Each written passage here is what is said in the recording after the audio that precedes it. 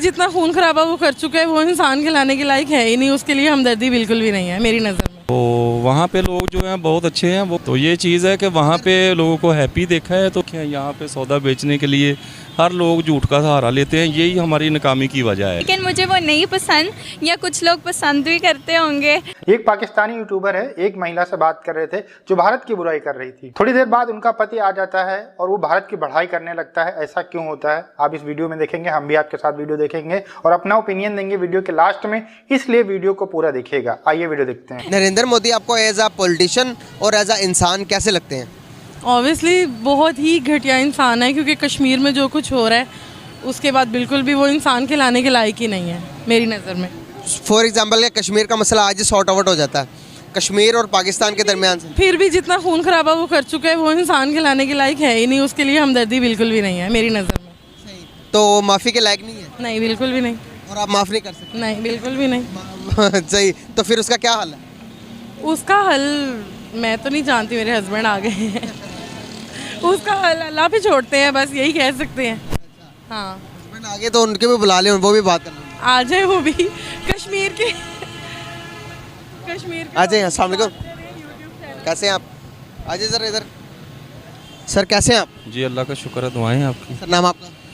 महमूद पाशा कहते हैं मुझे। माशाल्लाह, वेरी नाइस। सर बेसिकली मेरे ऑडियंस ना कुछ इंडियन से हैं, इंडिया से, तो उन्होंने पूछा, उन्होंने कहा कि पाकिस्तान के पब्लिक के पास जाए और उनसे पूछे कि नरेंद्र मोदी एज अ इंसान और एज अ पॉलिटिशियन उनको कैसे लगते हैं, पाकिस्तानी पब्लिक की राय लें, ताकि हम जानना चाहते हैं। ये आप लोगों को भी पता ही है जो सारा कुछ हो रहा है। मैं तो खुद इंडिया से होके आया हूँ, तो मैंने देखा कि वहाँ से होके मैं बम्बे गया था, तो वहाँ पे लोग जो हैं बहुत अच्छे हैं। वो कहते हैं जैसे पब्लिक पाकिस्तान की है वैसे हम लोग हैं। तो जो है बीच में ये दो सरकारों की लड़ाई है और कुछ भी नहीं है यहाँ पे ना।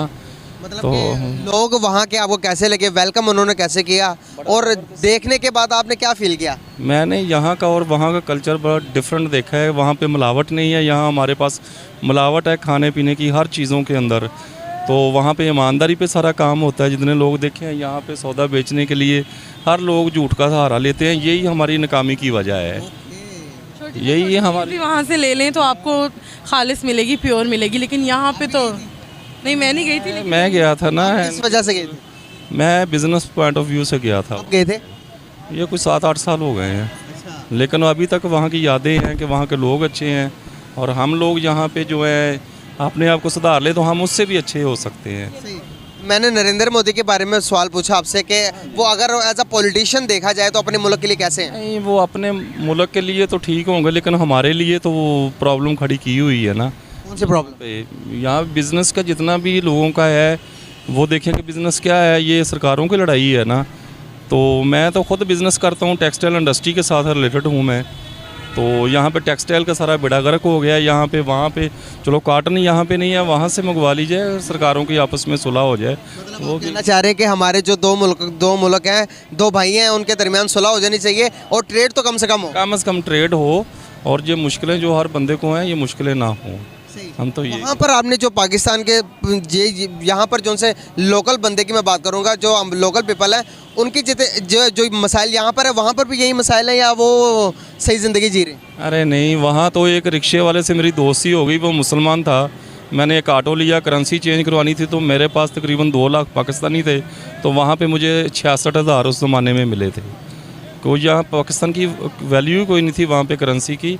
और वहाँ पे एक रिक्शे वाला था, उसके साथ मैं सफ़र कर रहा था, तो उसको जब मैंने देखा है कि वो बंदा इतना हैप्पी था कि नमाज जुमा के लिए अपने रिश्तेदारों को बोल रहा था कि आप वहाँ पे मस्जिद में आ जाना, मैं भी क्लाइंट के साथ हूँ। तो लेकिन जब मैं उसके घर पे गया हूँ, सारा उन्होंने दावत की, 3-3 डिशें बनती थी एक रिक्शा ड्राइवर के घर पे, मकान का किराया दे रहा था, और बाद में बिजली के बिल कमेटी भी डाली हुई थी उन्होंने।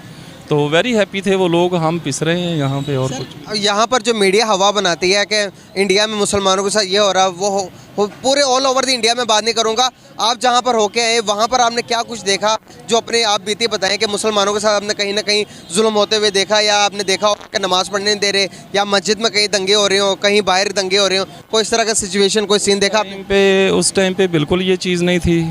तो बाकी जो है, जो ये दंगे फसाद वाली बात कर रहे हैं, ये कश्मीर में ही है। बाकी जो है आप देखिए कि उनकी आबादी क्या है।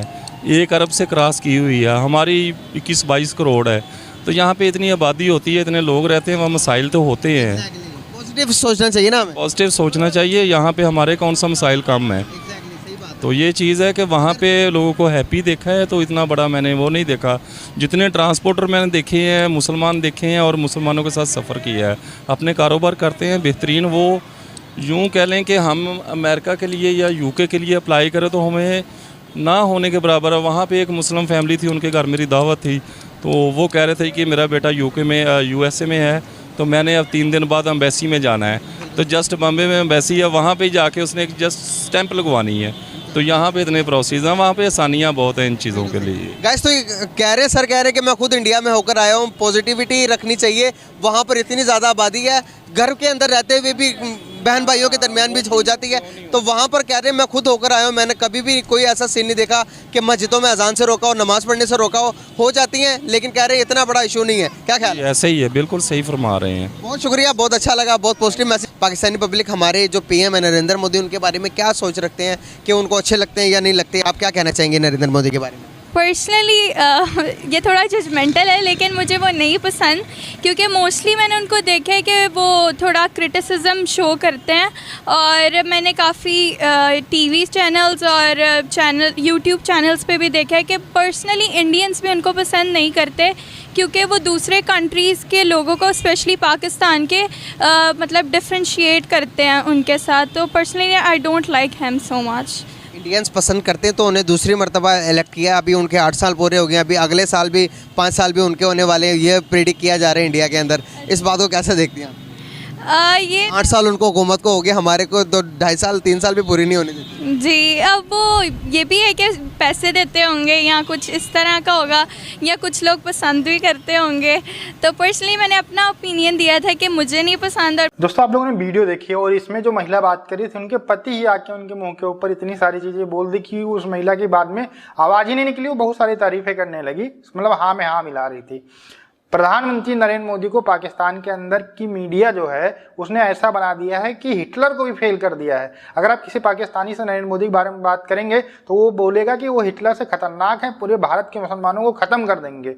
ठीक है, लेकिन जो मुसलमान पाकिस्तान का भारत आया हुआ है, ऐसे मैंने कई इंटरव्यू देखे हैं, जो लोग कभी ना कभी भारत आए हुए वो हमेशा भारत की तारीफ करते हैं, लेकिन वहाँ की मीडिया, वहाँ के जो कट्टरपंथी लोग हैं हमेशा ये बताते हैं कि भारत के अंदर जो मुसलमान है वो बड़े खतरे में है, उसको पाकिस्तान के मुसलमान को बचाना पड़ेगा। मैंने खुद कई बार जाके स्टेट इंटरव्यू किए हैं लोगों के जो मुस्लिम है भारत के, उन्होंने साफ साफ कहा है कि भैया आप अपने यहाँ का देखो, हमारे बारे में चिंता करने की जरूरत नहीं है, हम यहाँ पर आराम से रह रहे हैं, हमें कोई दिक्कत नहीं है, अपने देश की हालत सुधारो, अपने बारे में सोचो, अपने में लड़ो मरो, जो करना है करो, तुम लोग अपने यहाँ पे करो, हमारे बारे में बिल्कुल सोचना बंद कर दो। ये भारत के मुसलमान कहते हैं, ये सोचने वाली बात है। लेकिन तब भी ये देखने के बाद भी वो लोग ये कहते हैं कि झूठ बोल रहे हैं, मतलब अपनी जिद के ऊपर आ जाते हैं कि भारत के अंदर जुर्म होता ही होता है। इसमें भाई साहब ने सारी चीजें बताई हैं, बहुत ही एक्सप्लेन करके बताया है कि भारत के अंदर ऐसी कोई चीज नहीं, यहाँ के लोग खुश हैं, जो गरीब से गरीब तबका है वो भी खुश रहता है, कोई दिक्कत नहीं होती है, जो कमाता है खाता है, जो मेहनत करता है उसको कोई प्रॉब्लम भारत के अंदर